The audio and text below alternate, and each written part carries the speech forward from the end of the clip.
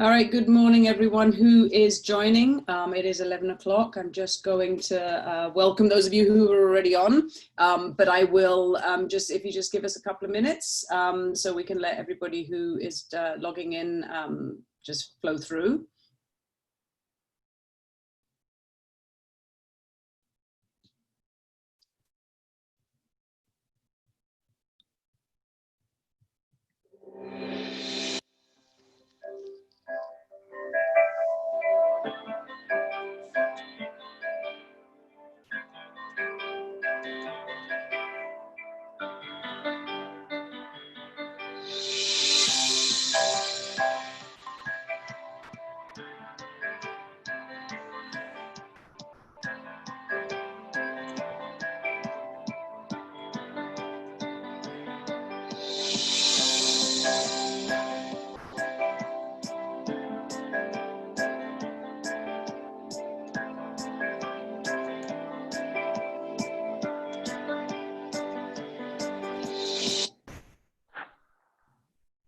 Okay, I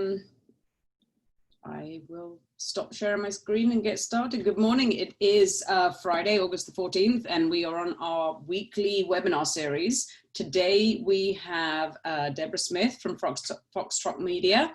Also with her, we have John Faranier. He is the account manager with Foxtrot Media and the day-to-day resident expert on all things to do with advertising and paid advertising on Instagram and Facebook. So he is here with us to help answer some of the more technical questions. Also, you'll see the name Mike, and he is a fellow SCORE mentor, and he's here just to sort of observe and see how the back end of what we do on these webinars works. So you see a couple of extra names up here today, but no pictures.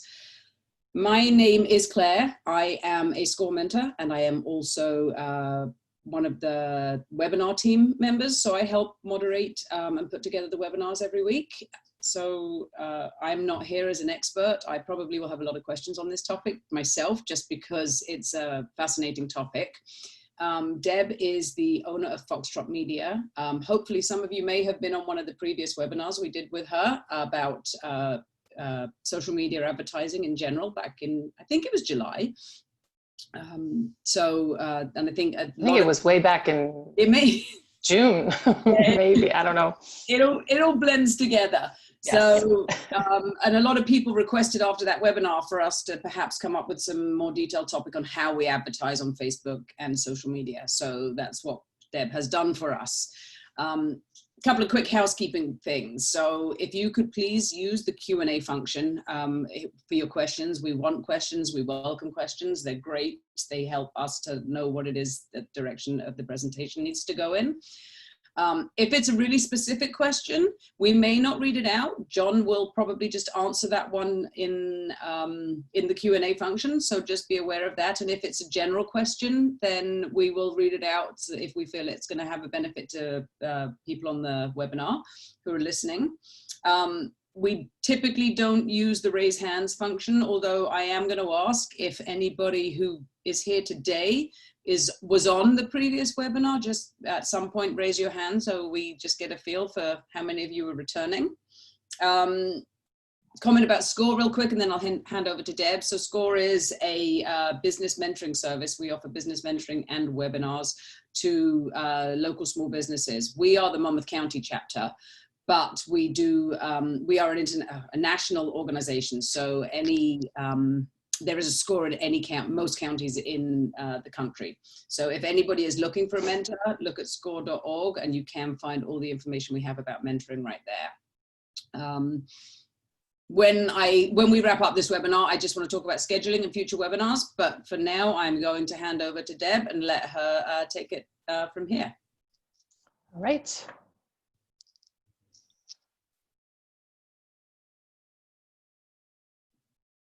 Do you have your screen sharing? I'm working on it.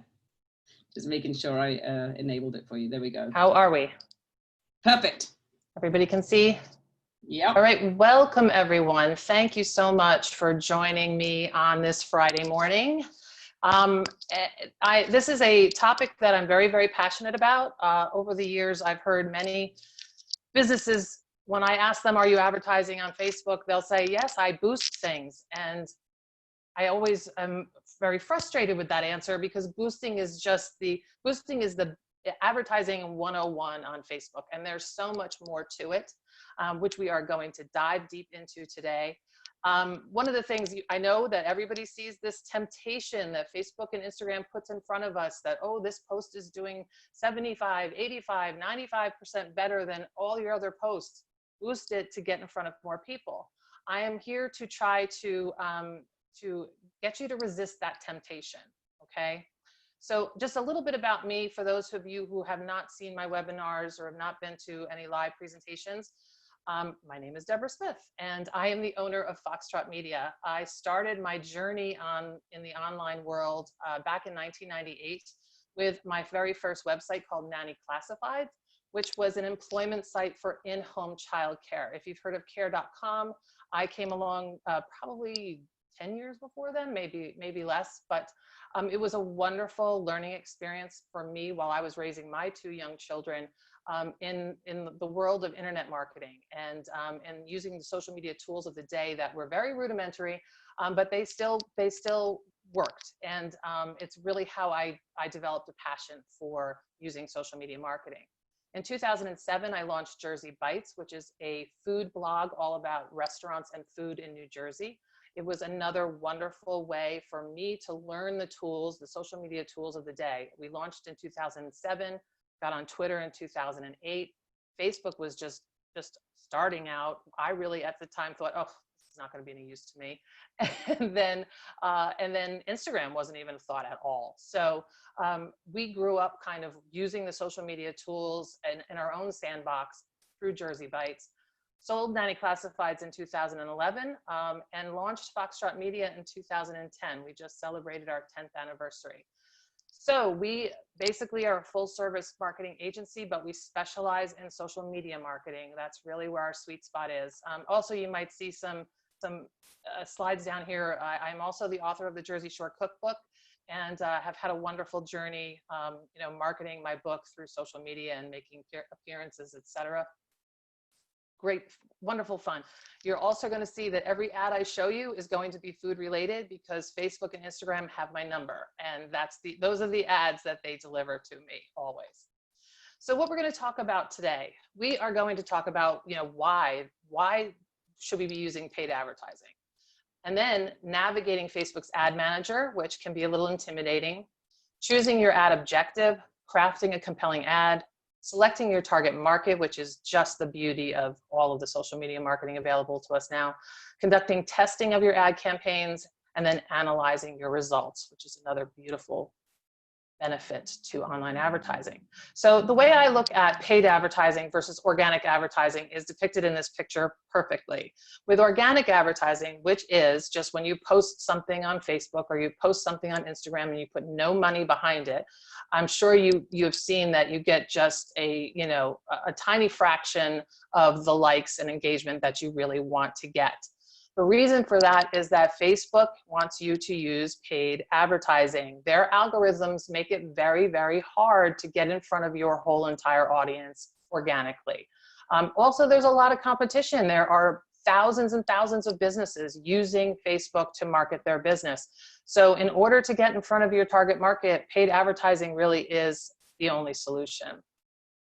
So one of the things many people don't understand is that when you post something on Facebook, it's only reaching 6.4% of your page's likes. It used to be back in the good old days on Facebook, we reached 75% of the people that liked our page. Engagement was fantastic. But all good things come to an end, and Facebook started realizing that it needed to charge businesses for the exposure that they're providing. On Instagram, your reach is a little better, but it's more dependent on engagement and constantly working the algorithm. So, liking people's comments, going on other people's profiles and liking their photos, asking questions, engaging on their profiles. I don't know how many businesses actually have time to do that. That is a very time-consuming thing. With paid advertising, you don't have to worry about putting in all of that organic time, which to me as a business owner, you don't have. Paid advertising lets you select the target audience. This is the beauty, their interest, their location, and many other attributes, which we'll get into later. It delivers immediate results. You know, within 24 hours, you can see how your ad is doing. You can see if you're getting engagement. You can see how well the reach is working. You can turn it off. You can turn it on. It's so great and flexible. It's wonderful. Ads on Facebook and Instagram are far more affordable compared to Google ads. If you've ever tried to do Google advertising or put an ad in the newspaper, I'm going to show you just how much more affordable it is. And then at the end of the day, when you've run that campaign, you can look at all of the analytics to see how it did. You can see how many people clicked on your link, how many people visited your website, how many people shared your ad, how many people commented, all of those beautiful things. There's no way you're getting that in a newspaper ad for sure. So let's just start with the basics on paid advertising. The difference between advertising on Google versus Facebook is that when you're putting an ad on Google, people have intent to purchase. They're looking for a solution right now to something that they need. So maybe they got in a car accident and they're looking for an auto body shop. So those ads are going to be way more expensive because the intent is there to hire somebody right away. When we're on Facebook, Facebook doesn't have that kind of search capability. People don't go to Facebook to get solutions immediately. So it's more of a discovery thing. So, you know, as I told you, Facebook and Instagram have my number. They know that I love to cook. They know that I love food. And so, I'm getting ads that are targeted to me. I've never heard of this hex-clad cooking with it. I really want one. So it's that kind of, that's the difference between the two. And it's really a beautiful thing because you get to put your brand in front of people that don't know anything about you, didn't know to ask about you on Google, right? So where do ads appear? I get this question all the time. So first and foremost, the ads will appear in the timeline of the user on Facebook and on Instagram. So when they're scrolling through and they're looking at their family, updates, and they're looking at their friends' updates, every 6 swipes on Instagram, there's an ad. You'll see a little sponsored thing right there. So every 6 swipes, they're getting delivered advertising. And then every 4 swipes on Facebook, they're getting delivered advertising. So they're seeing a lot of ads, and that means it is competitive. But it's also, it's so organically presented that it doesn't like click on you like, oh, this is an ad, I don't like this. The other thing is that many people don't understand the audience network. And the audience network is a web of thousands of apps and websites that carry Facebook and Instagram ads. So, you don't have to even be a Facebook user to see these ads. So, or on Facebook rather, to see these ads, which is, it's huge. And so studies have shown that that the conversion rates for ads are 8 times higher among people who saw the ads across Facebook, Instagram, and the audience network. So that being said, how do I get my ads on the audience network? The one way you don't do it is by boosting. Boosting only allows you to get your ads on Instagram and Facebook in the feeds. If you want your ads to be sent out to all of these different apps and websites, you need to use the Ads Manager. And this is the URL for it. I'm trying to make it super simple for you. You can also find it in the little drop-down arrow on the right-hand side of Facebook, but this is the easiest way to get there. And then the beauty of this is that the same targeting, the same auction, the same delivery, and the same measurement systems that you use on your Facebook and Instagram ads will also be used in the audience network. Whilst you take a breath there, just real quick, for Yes. the attendees, if you have questions, can you put them in the Q&A function, please, and not in the chat function, just because that's where we're going to monitor the questions. So thank you very much. All right, sorry. Right. And I know we have just an hour to get through all of this, but I'm happy to take questions. And so stop me on a slide if it's a specific question you have on that specific slide. So here we are inside of the Ads Manager. And the Ads Manager, I know it looks a little, intimidating, But basically, it's broken up into 3 steps that you need to take in order to create an ad. You need to create your campaign, you need to create your ad sets, and then you need to create your ad. So I'm going to just take you once through these steps so that you understand them fully. But before we do that, this is a very important piece to the success of your advertising on Facebook and Instagram, and it's called the Facebook Pixel. So before you place an ad, before you create an ad, before you do any of that, set up your Facebook Pixel on your website. Right in Facebook, you can generate a code that you can copy and paste, and you put it into the header tag of your website. Now, if your website is on Wix or if it's on Weebly, I believe there's very easy ways to insert the code. If your website is on a WordPress platform and you're not familiar with it, you might want to have your web developer install that. It's very easy. I mean, it's for a web developer, it's a 2-second job. And the beauty and why you want to do that is that it will start tracking the people that you're sending to your website. So when we're running an ad and it's got a click to your website and we're filtering 1,000 people onto your website, this tracking pixel will then be able to retarget, will allow us to retarget them with other ads. So you can see down here, you can create your website custom audience and then have an ad campaign that's just targeted to those people that have already shown interest in your business. You know, so this is when they come over and they're brand new to the business and they're a cold lead. And this is when you retarget them as a warm lead. It's very, very effective, very cost effective. Does anybody have any questions about that? It's not as technical as it sounds. There's no questions right now about the pixels. Okay. I find that whole thing fascinating. Right. And, you know, it's part of retargeting. If you've looked at a great pair of shoes at Nordstrom's and then those shoes are following you around on every website that you go to and on Facebook, that's retargeting. And it's a provenly very effective way of selling.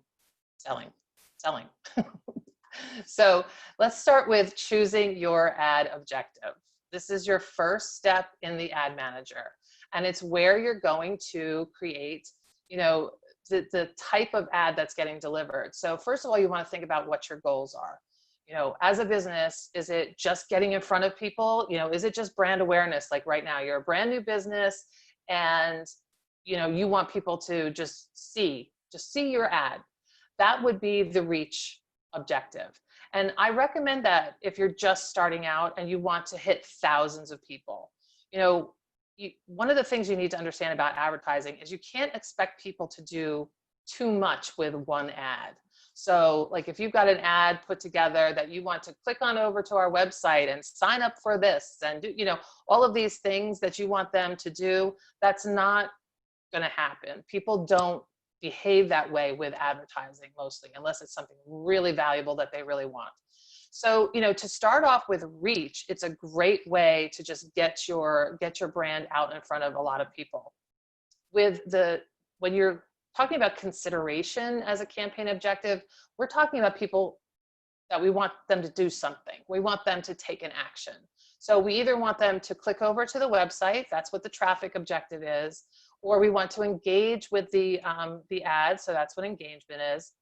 We want them to look at our video, that's what video views is all about, or lead generation, and also I'll show you that ad later on, or messaging with us, that's another form of engagement, right? What Facebook does is when you select one of these objectives, it will deliver your ad to people who have shown that they contribute or they participate in one of these types of engagement or activities. So it's going to send your ad to people that are more likely to click on a website link, or they're more likely to engage, to share, to comment, to like, or they're more likely to watch videos. So it really all depends on what are your goals as far as this ad campaign goes, right? Then I have these X's over, by the way, because these are These are things that I don't think would really apply to small businesses. You know, the store traffic sounds like it would apply, but it actually really only applies to businesses with multiple locations. And I think more like chains, you know. And then catalog sales is if you've got an online store and you've got a lot of products, that's when you would engage with the catalog sales. Conversions is if you're selling something on your website, or if you want them to sign up for a newsletter, you know, that kind of thing where you are and you can set the conversion, the pixel to be on the thank you page after there is a conversion. So I hope that is understandable. There's a question, a couple of questions came up that, can you click more than one option? No. Okay. Nope, you got to select one because each one is set up differently. So with traffic, you're going to have an ad that has a link button to your website, right? So they're all just very different. Okay, and then another question was, can you define reach? What do you mean by reach? Reach is just how many people you get in front of. So it's basically each person that sees your ad on their Facebook or their Instagram, that's considered reach, just the number of people. And then you have impressions. So reach is a number of people, but then those people might see the ad 2-3 times. So that's where your impressions come in. So it's reach times, you know, the number of times they saw it is impressions. And then what if I want my conversion to be buy in Amazon? That is a great question for a friend of mine who sells on Amazon. I don't know how that works. And you know what? Send me your email in the chat, and I might be able to get an answer for you from my good friend Lara from Smart Sips Coffee, who sells on Amazon. All right, so Vincent, if you want to just put your email in the chat, we'll get back to you on that one. And then one other question, and then we can move on. We have several products on our website. What would we use? Would we use conversions or catalog sales? What's the difference? Well, catalog sales is, you know, it's very different. You have your different products set up. And, you know, honestly, our clients are not in that category of sales. And maybe John, do you have some good information you could share in the chat with the person who's asking this question on, you know, the difference between conversions and catalog sales? Yeah, I can reply to this a little bit more. Okay. Thanks, John.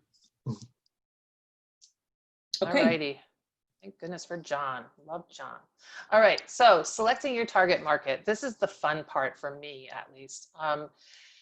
There are so many layers to finding your ideal customer. And it all depends on the type of business you're in. So we do a lot of restaurant marketing, and you know, the geographic targeting is a huge part. You know, within 3 miles of the restaurant, we are just blanketing that whole area with people, that everybody basically, because we think everybody eats, right?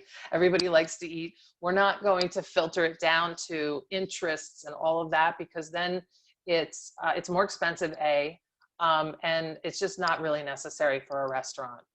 It really isn't. If you have other products that are very specific to certain people, to certain genders, certain age groups, people with certain interests, whatever it is, this is the area, this is step 2, and this is where you make those selections in your ad set, right? You're also going to select your budget, and you're also going to select your schedule for that. So you can run an ad for 48 hours, you can run an ad for a month, you can run an ad for 6 months. It really just depends on how much budget you have, obviously, and how big your target market is, right? So if you're advertising to the entire country, that's a big target market, and that's going to take a big budget, and it's going to take a while to get to all of those people, because really we want to reach and we want to be in front of these people several times. We don't want them to see our ad just once. We want them to see our ad 4, 5, 6, 7 times, because that's when it starts clicking and they start taking action. So just keep that in mind when you're setting your budget and looking at your target audience. All of those come into play, you know. So is target audience just geography? That's a question. Oh, no. This is what I'm getting at right here. Take a look at this. All right. So good. pinpointing your ideal customer. So yes, you can go by geography, but you can also go by interests and behaviors. So when people are interacting with Facebook and Instagram, they're giving Instagram and Facebook a ton of data. They're telling them what they like, what they're interested in, what their hobbies are, when their anniversaries are, when their birthdays are, because people fill out all of that stuff, right? So, you know, when they change their status from, you know, single to engaged and all of those things, that all goes into that pile of data that you can mine and use to deliver your ads. So it's pretty fascinating. It used to be even better, but then you know, privacy issues came into play, and they took some of the stuff away from us that we used to be able to use for targeting. That was super, super fun. But there's still tons there. You know, you can select by interests, industries, entertainment, all kinds of stuff. My advice to you is get in there and explore. So I'm going to go back one slide just to show you. So you see in the detailed targeting, if you type in here, you know, an interest, it will start populating below there with your choices of what you can target based on what Facebook will offer you. You know, sometimes things are so small that there won't be a big enough audience to target, and they probably won't even give that to you as an option. Just, you know, we used to do a lot of advertising for hospitals, for healthcare, for nurses, you know, job kind of ads, help wanted ads. And, you know, we could come in here and type all of these different titles of nurses that would then bring up nursing organizations, nursing magazines. You know, you figure nurses, those are the ones that are reading that magazine. Those are the ones that are joining that organization. So not only is it their job title or their employer that you can target, you can also target interests. And that's a way to build that audience into a bigger audience. Does that make sense? Couple of questions on that. What is the shortest length of time you suggest to run local ads? Oh gosh, the shortest amount of time. I don't know that I have an answer for that. I would say what we try to do is we start out with a small budget. So let's say we're going to start out with $100 and we're going to do $10 a day. And then we look at the results of that ad and we say, okay, we only reached 1.57 with they call it frequency. So of the audience that we're trying to reach, they've only seen this ad 1.57 times. There's a lot of room for them to see that ad more. And if the ad looks like it's doing well, we're going to put more money onto that and we'll run it for another 10 days, right? So there's really no, you know, like minimal time.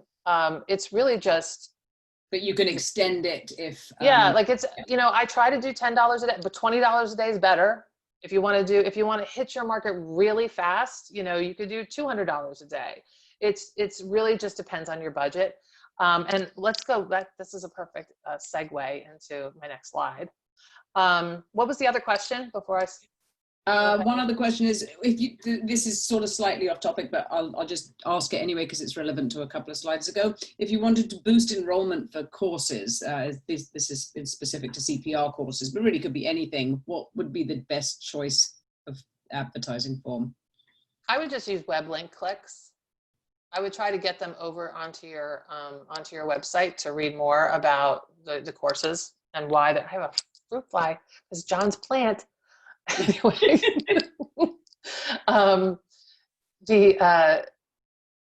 you know, just get them over to the website so that you can hopefully, you know, sell them more on the course, and or you could try the lead generation ad as well, and I'll go over that in a little bit. So budgeting, this is the big question everybody always is asking, or they'll say to me like, you know, I boosted something for $50 and nothing happened. And That's just not enough time or budget to make a decision on how well something's going to work. You know, start small with your ad budget. The beauty of Facebook is that they will give you an estimate, and it's just an estimate. These numbers change all the time depending on how you're, you know, what you're targeting and how long you're targeting it for, and you're, you know, if you add new interest to it, it's gonna, these numbers fluctuate a lot, but it's still a great place to start. So, you know, for the estimated budget that we put in, I don't remember what it was, it's giving us the estimated daily results. So with that budget, we were going to reach 1,000 to 3,000 people. And they were estimating that the link clicks would be 22 to 71 link clicks. Now that's a huge margin, right? But it's something to go by, that you can say, okay, so for $10 a day, this is what my results may look like. And then after a few days, you look to see, you know, how well is it really performing? And, you know, it could be your ad. It could be that you need to change creative, you need to tweak your ad, etc. But we always say, you know, start with a small budget and just test out how your ad is doing. Facebook, I think their minimum daily, it used to be $1. I don't even know what the minimum daily charge is, but we usually always just, you know, our baseline is $10 a day. And then depending on your targeting, you may reach a lot of people with this money, or you may not reach many. And so you're going to have to, you know, make adjustments. And that's it. If there's any questions on budgeting, I'm here to answer your questions, but it really is a matter of, you know, this is in your ad sets area where you set your budget. You can set your budget for a daily budget or for a lifetime budget. So let's say I want to spend $500. That's it. 1 week is going to, this lifetime budget is going to go for. Or you can just set it as $10 a day, and I'm going to run this for 2 weeks, and then I'm going to assess how the ad is working for us. So there's a question that's here that's if setting up geographic targets, is it recommended to go for one location or multiple locations? Example, you know, Connecticut, New Jersey, and New York, or just choose one set and run 3 different ads? Oh, you mean like, so to localize your ad copy? Yeah. Is that what that means? I think localizing ad copy is great. So run 3 different ads in 3 different locations. Yeah. Yeah, and I mean, if it's something that you're going to say, hey, Connecticut, you know, this is why you need to pay attention to our ad. You know, if you're calling out the location, then you would want to run different ads that are specific to those locations. You know, if it's a generic thing that doesn't matter if you're in Connecticut or New York or New Jersey, you could just run one ad for all of those, because it's going to tell you where your traffic's coming from. And then how do you test the results of your ads? We will get to that. It's in analyzing your results. So we will talk to that. That's at the very end. And can you advertise / promote a specific Facebook post or series of posts? Yes. Yep. Yes. Yeah. Within the ad manager, you can select to create a new ad, or you can select to use an already posted post to use for your ad campaign. Okay. And then one other question, and then we can move on, is what is a good frequency? I like to say, you know, 5, 6, 7 times. I want somebody to see my ad. You know, it depends on if people are starting, if your results are starting to go down and the ad's not performing as well as it was, then it's time to change up your copy, change things up. But definitely 1.5 something is not enough. You know, right. I would give it to at least 4. Okay. All right. All right. Okay. Go ahead. So now we're going to talk about creating your compelling ad. There's a couple of things to keep in mind. One is that, you know, well-designed ads perform better. So, you know, what does that mean? That means, you know, a nice image or a well-done video. It doesn't mean that it has to be, you know, so, you know, highly put together like by a high-end marketing agency. And I'm going to show you an ad in a second where we used our iPhones and my camera, you know. Short, compelling copy. So you can see right down here, you know, you only get a few words before the text is truncated. So you want to make sure that your copy, the most important copy, is right in the beginning of the ad. So you're getting your point across like that. Because in order for them to click on this, it better be compelling, right? A lot of people don't even read this. So they're scrolling, and then this hits them. So they've got a little bit of text on here. Ads, be very careful with the amount of text that you put over ads. You know, back in the days when advertising started, you could not get approval for an ad that had over 20% text on it. Now they'll approve it, but they'll give you a warning that it won't perform as well.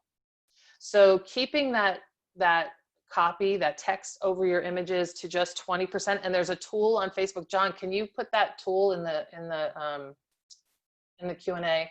It's a link to it. It's a way to test your image to make sure that it complies with the 20% text rule. And then in video, and it's so weird too, because in video, they recommend you have captions, where on images, they don't want you to have too much text, so whatever. But with video, a lot of people aren't listening. They don't have the audio on. So they recommend that you put captions or at least text over the video explaining what they're seeing. And like I said, this can be done on a very small budget. And I'm going to try to flip over and show you a video ad that we created for Squawk Cafe. So I'll turn the music on. Hopefully it won't blast you. Good that you remembered, because we were supposed to remind you of that. I know. I'm very impressed with myself. So we took, this video is taken on an iPhone. Images are taken with a basic Nikon camera. We put this video together with a tool called wave.video, which I will show you at the end. It's making me hungry. Right, and that's what it's supposed to do, right? So you can see down here, here's the magic, right? So we'll pause you. Squawk Cafe. Oops, sorry, started you over. So here's the magic of this ad, right? It's had 266 likes. It had 63 comments below it and 56 shares. So, and the comments are just gold. Can we get breakfast before Petty's? Tara, we have to try this place. The chef does amazing things with eggs. Nothing bad here. Everyone should go here. Get in my belly. So all of these comments are just, they're social proof. They're endorsements. It's like getting 5 stars on Google. And when you have an ad running and you get this kind of engagement, you can also answer questions. You can start to engage with your customers before they even become customers, answering questions. Nowhere else can you have an ad that is this engaging and dynamic. Nowhere. So that's one of my, that's why I'm on the advertising soapbox, because it really is just incredible. And so here you can see that our call to action is see menu. And so we'll get all of that metrics on how many people watched this video, how many people clicked over to the website, and all that good stuff. All right, so let's see if I can get back to my presentation. I'm gonna move my little.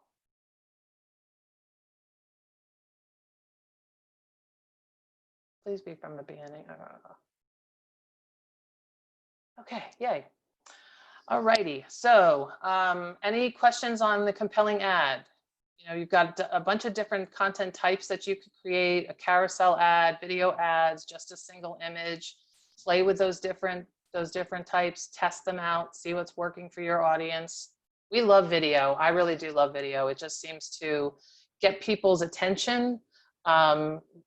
In that sea of images that they're seeing, when something's moving, it tends to catch their eye, right?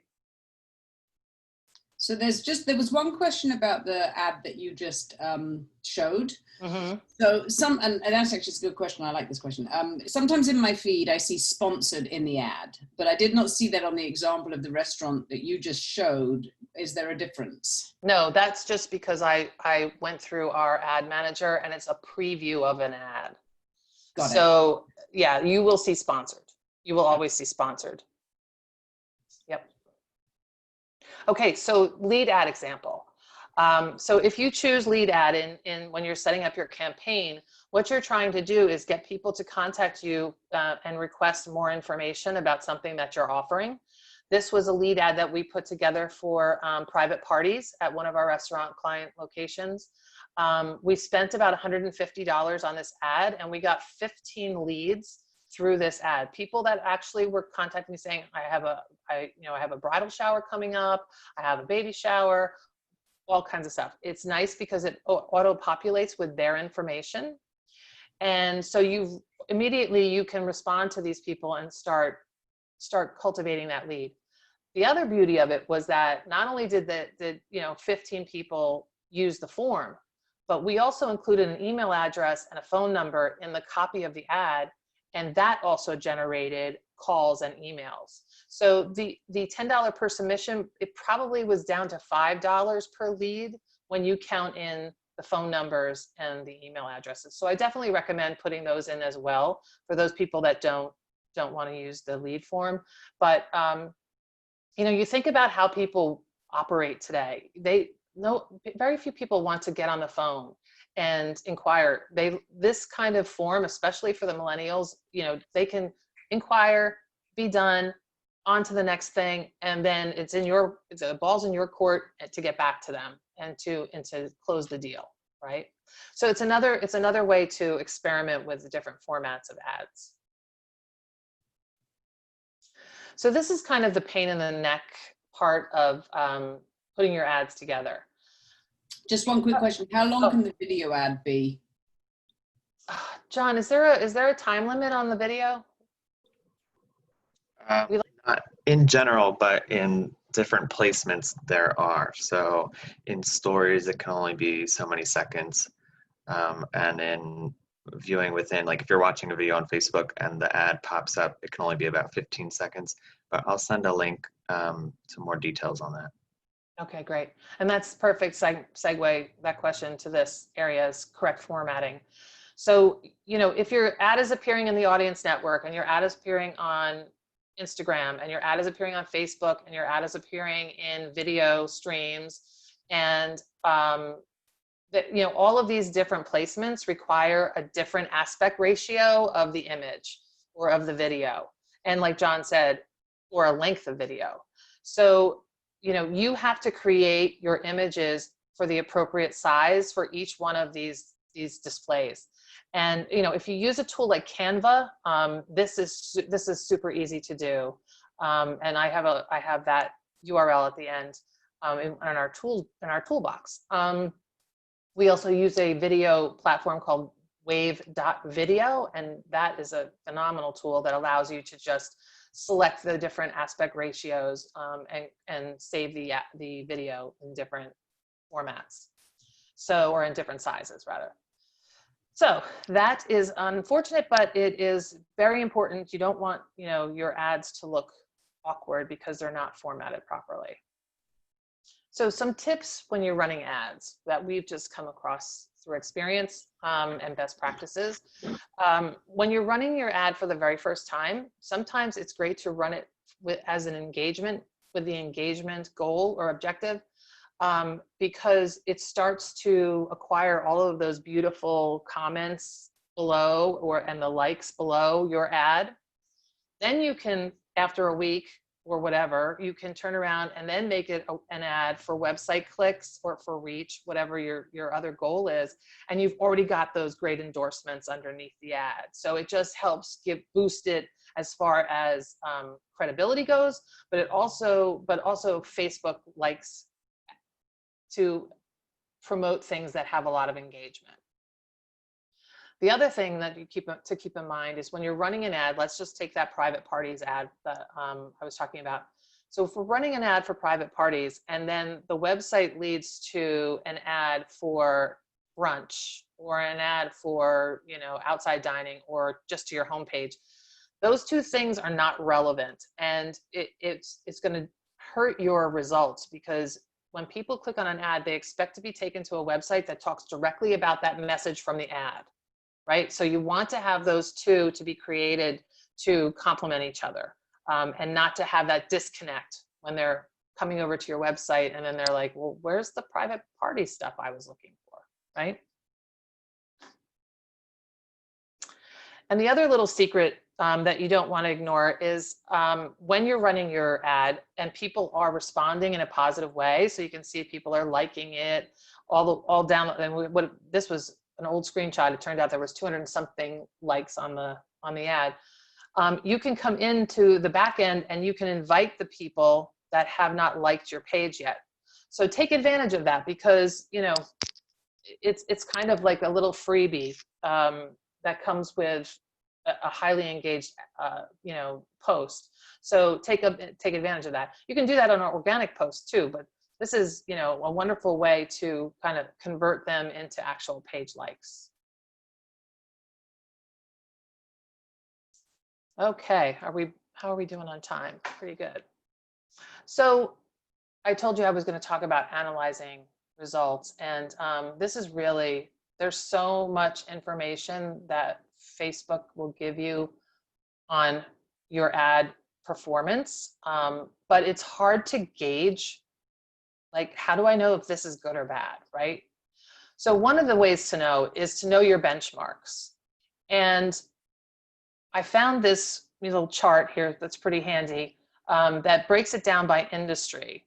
And this we're talking right here is click-through rate, or CTR, right? CTR right here. So this is the percentage of people that saw your ad and clicked on it to go to your website. So in the hospitality, travel and hospitality industry, that's what I'm picking because that's where we do a lot of our advertising. The average is 0.9% click-through rate. So my message to you is always try to do better than what the average is, because as you can see right here, our click-through rate, and this was just starting, this ad was just starting out, our click-through rate was already 3.67%. And it probably improved after that. I would always be striving to do better than the industry average. And when you continue to run ads, you're going to collect your own benchmarks. You're going to say, you know, you're going to have this wildly successful ad and say, wow, that's our benchmark. Like, that's where we want to be with all of our other ads after this.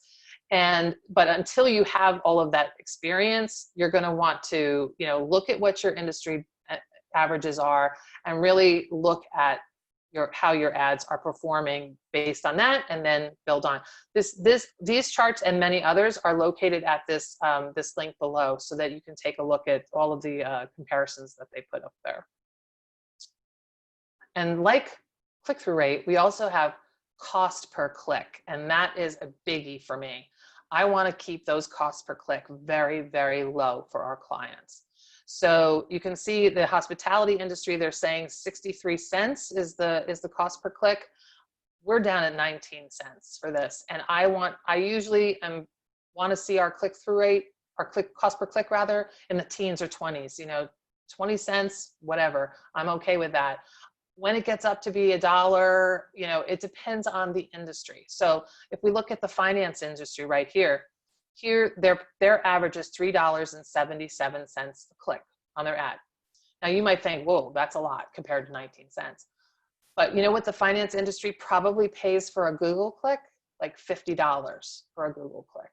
So this is another way to just, you know, kind of gauge, like it may seem a lot compared to other industries like apparel or fitness, but for finance, this is a great cost per click.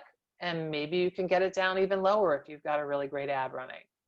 Right? There was a question, Deb, what if you don't neatly fit into an industry for click-through rates? How would you judge it? So in this instance, it's a horse riding stable. You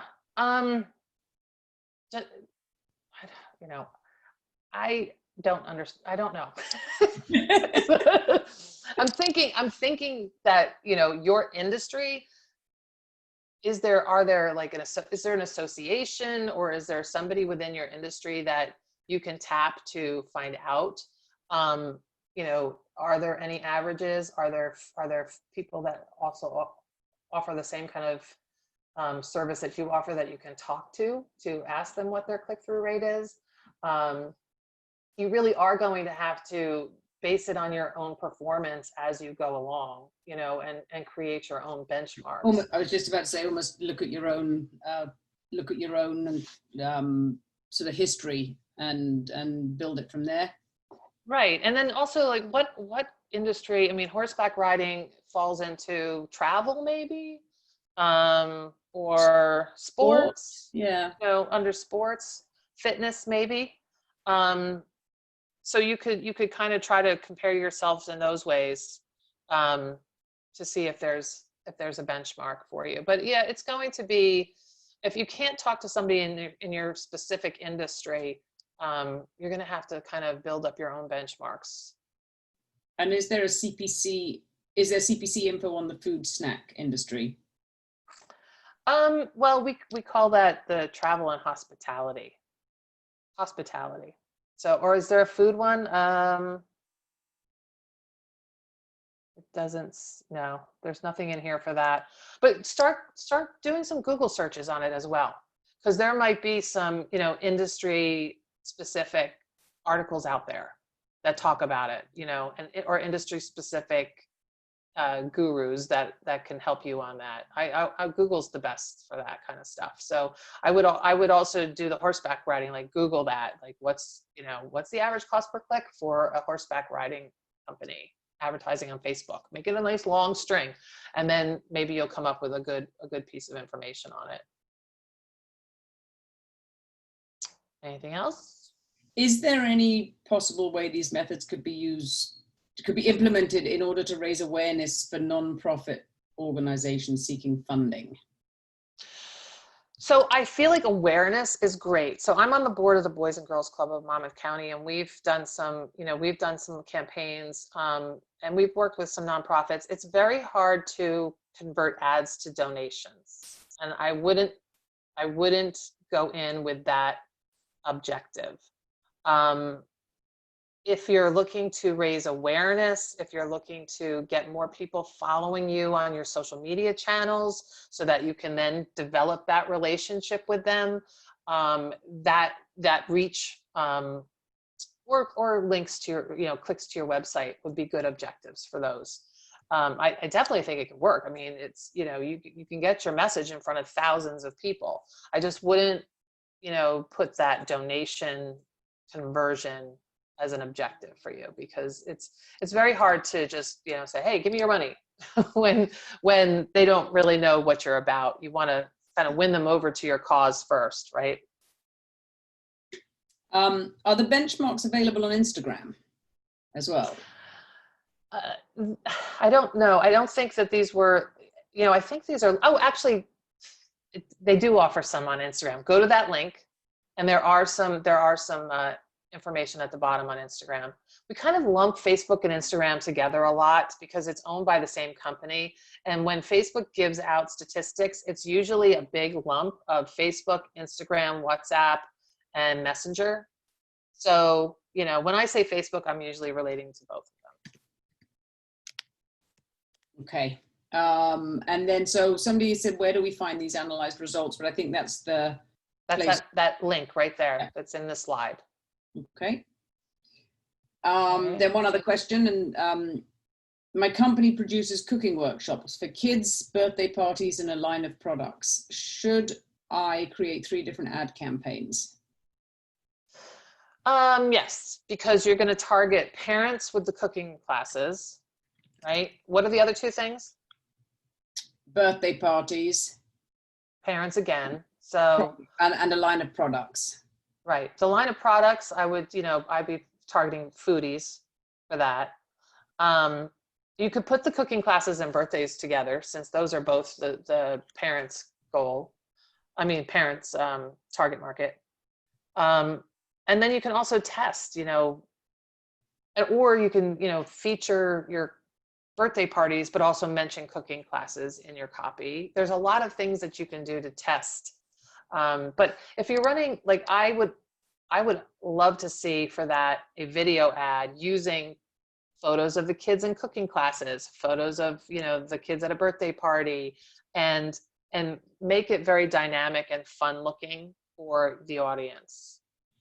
That kind of segues into the next question, which is, do people tend to respond to an ad when it's personalized with people's faces, or when it's direct and showcases the specific product?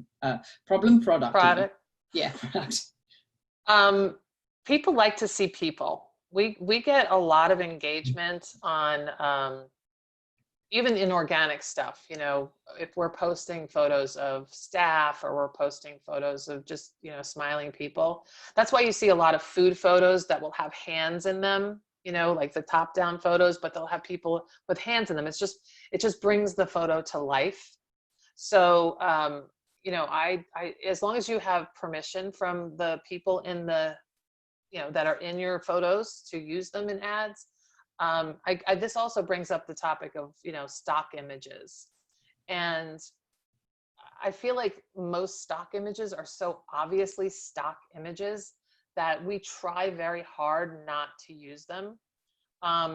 If we don't have any other choice, the service that we use for stock images, you can actually filter by non-stocky and try to come up with images that look more organic. Because at the end of the day, you know, Facebook was built on just people sharing real photos of themselves. And that's really what they want it to continue to be. They don't want ads to look really like screaming, this is an ad, you know? So if you can use organic looking photos that are nice and clear and, you know, well edited, etc. I would use those over stock images. But if you have nothing else, try to find ones that aren't so stocky. Did I answer the question about faces? You did. All right. So testing your ad campaigns, and just like I said with, you know, the birthday parties and the cooking classes, you know, you could run two ads separately, side by side, and see which gets a better result. Do the birthday parties get a better result, or the cooking classes get a better result? You can test those two together. So we're going to just advertise activities for kids, and these are what we offer. And we're going to use a video for this, and we're going to use just an image for that. Or we're going to use the same image on both, but we're going to use different copy. There's all of these ways that you can compare right in your ad, the ad manager. You can just click on copy ad. It'll create the same ad, and then you can tweak it to test against each other. And you run the ad both for a week, and you take a look at it. Or if you're not getting enough results, 2 weeks. But that's the way that you can really dial in to the ad that's performing the best. And then you can put more money behind that winner and continue on with a good campaign that you know you've really tested and it's going to turn out great. Any questions while I take a sip of water? One question, thanks for your candor and suggestions. We might be able to use this platform to tell the story of our nonprofit, to engage and lead to our website for starters, leading up to the ask, perhaps one-on-one by other means. It's more of a statement, yeah. Right, but yes. right. Yeah. Exactly. Okay, I think this is, so we've got so after the ad runs, you're gonna see a lot of different results. And one of them is going to be, you know, where did the ad get seen? We see this a lot where Facebook takes all your budget and puts it all into Facebook, and hardly anybody on Instagram sees it, and then Messenger very little too. So what we say is, if you end a ad campaign like this and you're like, wait, I wanted everybody to see it on Instagram, I don't know why they put all our budget on Facebook, run another campaign just focusing on Instagram, take Facebook out of it. And so, you know, like the target market that we hit with this ad skewed much older and female, right? But maybe we wanted to hit the 25 to 34s and the 18 to 24s. Well, Instagram would be the place for that. And so run another campaign, or, you know, if you know that you don't have an older population that is interested, you could just concentrate on Instagram. But we always find that this gives us a lot of data, that, you know, a short advertising campaign will give us some data on, you know, who's really responding heavily on this, because maybe we want to create an ad campaign just for this age category and just for women, and then really blow it out, because then we'll be able to hit more people, right? And more people that will actually engage with us.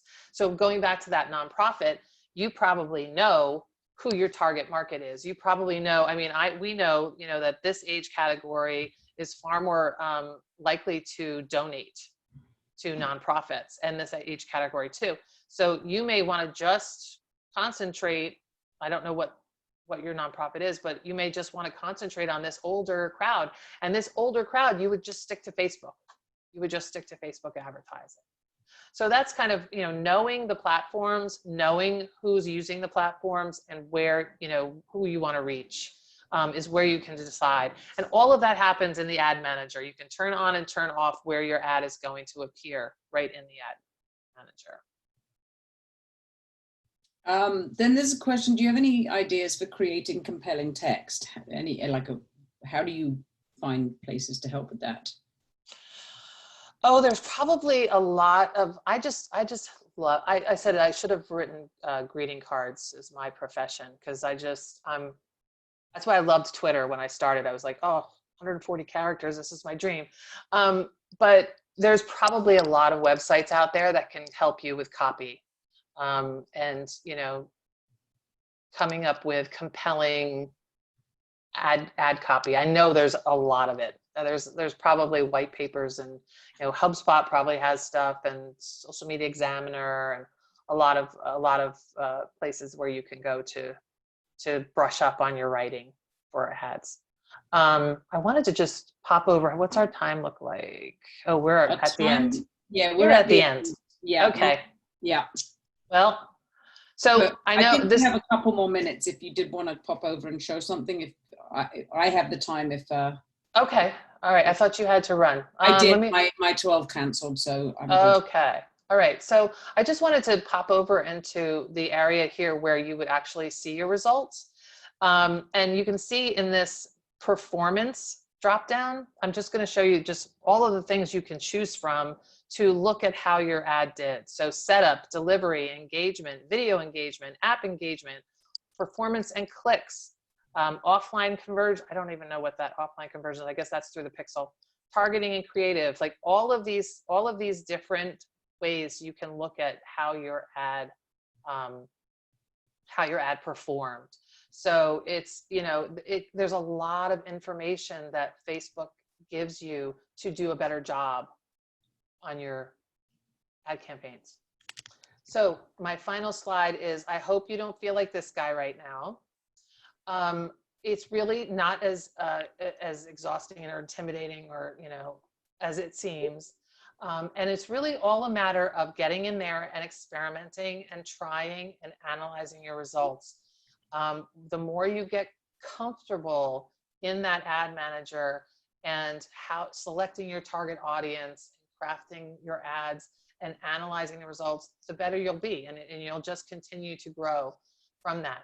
A couple things to remember, and this is me just selling you on don't give up, because this really is a fantastic place to advertise, is that Facebook is the third most visited website, outranked only by Google and YouTube. So it's of the US adults who use Facebook, around 3/4 of them visit the site every day. And 75% of them are high income users.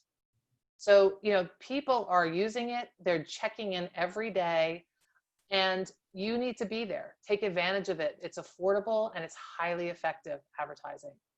Like I said with Google, you're paying a lot more. Yes, people are searching for that service, so you should pay a lot more, but many people don't know that your service exists, or they don't know that they want your service or your product. And that's the beauty of Facebook, is introducing your product, your service, your nonprofit, your offer, your deal to people that don't know it exists. And and here's my promised tools list for you. Are we giving this slide presentation to everybody, or are we just the recording? Yeah, we will. I think we'll give this just a segue for that is so to everybody on. This will be available on our YouTube channel. The person who usually puts these up on YouTube is actually having surgery at the moment. So oh, no. I will do that, but just bear with me because it might take me a little bit longer than it takes him to get to, just from a time perspective. But so yeah, and we'll email all the slides out too. Okay, yes. And so here's just a list of some of the tools that are available to you. There are many, many more. The Canva, if you don't use it, use it. It's free. There's also a pro version, and it's just one of the tools we really lean on a lot. Also Wave Video, it's not free. I think you can have a free account, but it's we use the paid account so that we can do a lot more with it. Lightroom for image editing is wonderful, but there's others. So that just a handy little list of tools for you, but I'm sure there's plenty more for you to choose from. Some are free, some are for fee. And that's it. Thank you very much for tuning in. I hope this was helpful. If you have any more questions, my email address is right here. And John, did you want to say anything before we sign off? I just want to answer a couple questions in the queue before we end it, if that's okay. Oh, okay. So we can't end the meeting until John answers his questions in the queue. But we can sign out, right? We don't have to. You can sign out, Deb. There is a couple of questions. Let me just ask one real quick. So if you were for industrial machine marketing, is Facebook or Instagram better or both? Wow. That's a toughie. Who is your target market? All right, so if you could just, Margie, if you maybe could just put who your target market is in, we can answer that. Is it plausible to target small businesses, not consumers, using Ads Manager? I know there's small business owners out there, but is there some special tricks to attract businesses? So you can advertise to small business owners. You can advertise to Facebook page admins. That's one choice. We've done it where we'll select interests of small business owners. We'll, magazines that are targeted to small business owners. They're out there. It's going to cost more. It's definitely a smaller audience. So I think you could expect like $1 a click kind of thing, and definitely test out your results on that, because the platform's made for business to consumer. It's made for products, and it's made for, and when I mean made for that, it's just people are on social media to socialize and to hang out, and when they see something that's impulsive to buy, or they'll do that more than they see highly targeted campaign for like a B2B, a business to business campaign. So test it out. I mean, there's also LinkedIn where you should be testing out your advertising there as well if it's a B2B product. You've got in-mail advertising on LinkedIn, and and then there's also lead generation services too. So if you have questions about that, if you wanted to explore that more, send me an email and I can send you some information on that. And what was did Marge get back to the product? She did. Target market is regional in mid-Atlantic and various industries, auto, aerospace, medical, etc. That's a toughie. That's a real toughie for Facebook. I would look into LinkedIn advertising for that. Yeah, I was going to say that. Yeah, because especially you can target people by their job titles. So if there's somebody in procurement, if there's, you need to, and you can target by industry. So if you've got multiple industries, you can select those industries. I would definitely, there's just more available to you over there. And people are more in the mindset of purchasing something like that than they are on Facebook. Okay, and then, and this is actually a good question to end it with, which is someone came in late to the seminar. Does Foxtrot offer creating and facilitating ad campaigns on social media as a service? So Deb, I'll let you answer that one. Yes, we do. That's one of our services for sure. And your contact information is right here on the screen right now, but we will email this out to everybody who's on the, actually it's great because we can just send a link, right, Deb, because it's Canva. Well, I have it on PDF already, so Okay, I can just send you the PDF link. All right, perfect. So I know we ran a little bit over, but just so to just wrap this up real quick, thank you everyone for joining. I know we've lost some people already, but thank you so much for joining. We are changing up the webinars, the school webinars a little bit, and we're going to go to bi-weekly now that people are heading back to work, and I think everybody has a little bit of Zoom fatigue. And we're going to mix up the days a little bit, and we're going to start having these perhaps on Tuesdays around 10 or 11. I'm not sure yet. We have a webinar tomorrow on entrepreneurship essentials, which Mike, who is on the call today, will be hosting with the UEDC. So just keep an eye on our Facebook page and our website for upcoming webinars. And all the emails. I know we send out lots and lots of emails about webinars, so just keep an eye on those. I know sometimes they can be a bit noisy, but we do have some really great things. If you're looking for a mentor, that's what we do. We offer free business mentoring services, so please go to our website, monmouth.score.org, and request a mentor. You'd be amazed how much help it can be. Just having someone to talk to about your business. It's free and there's no obligation to anybody. So go ahead and just check out the mentors that are on our website. And I think that's all. Everybody, Deb, thank you so much. That was really my pleasure. Fabulous, really informative. Thank you. Has John has John answered everybody? John has answered everybody. Great. And John, thank you so much for helping with the Q&A. That was fantastic. We ended up answering about 40 questions, which is huge. Wow. So thank you awesome. very much. Thanks, John. And that's it, everybody. Thank you so much. And we will see you in a couple of weeks. Thanks, Deb. Thanks, John. Have a great weekend, everybody. Thanks. Bye. Bye-bye.